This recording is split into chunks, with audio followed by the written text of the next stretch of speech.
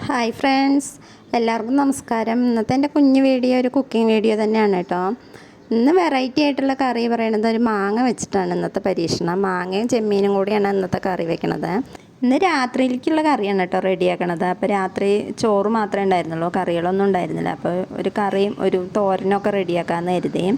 അപ്പോൾ പെട്ടെന്ന് കണ്ടത് 2 മാങ്ങ ഒരാഴ്ച മുന്നേ പറിച്ച് വെച്ചിട്ട് ഫ്രിഡ്ജിൽ വെച്ചിരുന്നു. അപ്പോൾ അതിനെടുത്ത് റെഡിയാക്കി അതിൻ്റെ തൊലി കളഞ്ഞിട്ട് വേണമെങ്കിൽ വേവിച്ചെടുക്കുക, അല്ലെങ്കിൽ തൊലി കളയാതെ വേവിച്ചെടുക്കുക. അപ്പോൾ ഞാൻ ചെറിയതായിട്ടൊന്ന് തൊലി കളഞ്ഞ് അതിനെ നന്നായി ചെറിയ ചെറിയ കഷ്ണങ്ങളാക്കി വേവിച്ചെടുത്തു. അധികം പുളിയില്ലാത്ത മാങ്ങയാണ്, അപ്പോൾ 2 എടുത്തുള്ളൂ, ഒരുപാട് മാങ്ങയൊന്നും വേണ്ട.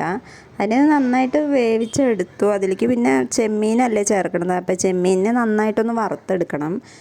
വാങ്ങിയ ചെമ്മീൻ അങ്ങനെ കഴുകിയിട്ട് വേണം വറുത്തെടുക്കുക, അല്ലെങ്കിൽ ഒരുപാട് ദിവസമായിട്ട് ഇങ്ങനെ ഓരോ സ്ഥലത്തുനിന്ന് വരണതല്ലേ, അപ്പോൾ അതിൽ പൊടി ചെളി ഒക്കെ ഉണ്ടാവും. അപ്പോൾ അതിനെ നന്നായിട്ട് കഴുകിയെടുത്തിട്ടാണ് കേട്ടോ വറക്കണത്.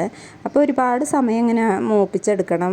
വെള്ളം നനവ് ഉള്ളതല്ലേ, അപ്പോൾ അതൊന്ന് മാറി കിട്ടുന്നവരെ പിന്നെ നന്നായി മൂത്ത് വരും വേണ്ടേ. ഇപ്പം ചെമ്മീൻ ഏകദേശം മൂപ്പായിട്ടുണ്ട്. അപ്പോൾ മഞ്ഞൾപ്പൊടിയും മുളക് പൊടി ഇട്ട് വേവിച്ചെടുത്ത മാങ്ങയിലേക്ക് ഈ ചെമ്മീൻ ഇട്ട് കൊടുക്കുകയാണ്. ചെമ്മീനും ഇട്ട് കൊടുത്തിട്ട് പിന്നെ തേങ്ങ അരച്ചത് നന്നായിട്ട് അരയണം കേട്ടോ. തേങ്ങ വേണമെങ്കിൽ ജീരകം എന്തെങ്കിലുമൊക്കെ ചേർക്കാം. അപ്പം ഞാൻ ജീരകമൊന്നും ചേർക്കണില്ല, തേങ്ങ അരച്ചതും കൂടെ ചേർത്ത് കൊടുക്കുകയാണ്. അതിന് ശേഷം ഒരു 10 മിനിറ്റും കൂടെ ഒന്ന് നന്നായി തിളപ്പിക്കണം, എല്ലാം കൂടെ ഒന്ന് മിക്സ് ആവണ്ടേ.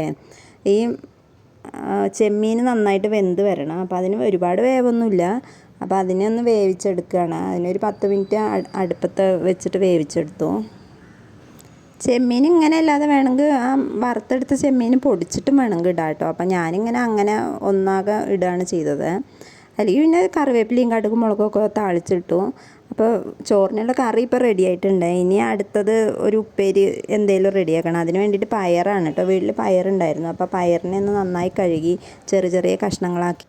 പയറിൻ്റെ കൂടെ ഇനി ചേർക്കണത് പച്ചമുളകാണ് കേട്ടോ. മെഴുക്ക് വരട്ടി ആയിട്ടാണ് ഉണ്ടാക്കണത്, തോരനല്ല. അപ്പോൾ തോരനാണെങ്കിലല്ലേ തേങ്ങയൊക്കെ ചേർക്കണ്ടോ. അപ്പോൾ അതിലേക്ക് ആവശ്യത്തിന് ഒരു 2-3 പച്ചമുളകും കൂടെ ചേർത്ത് കൊടുത്തു. ആവശ്യത്തിന് ഉപ്പും വെള്ളമൊക്കെ ചേർത്ത് അടുപ്പത്ത് വേവിക്കാൻ വെച്ചു. പെട്ടെന്ന് വേവണ പയറാണ്, അപ്പോൾ ഒരു 10 മിനിറ്റ് കൊണ്ട് തന്നെ മെഴുക്ക് വരട്ടി റെഡി ആയിട്ടുണ്ട്.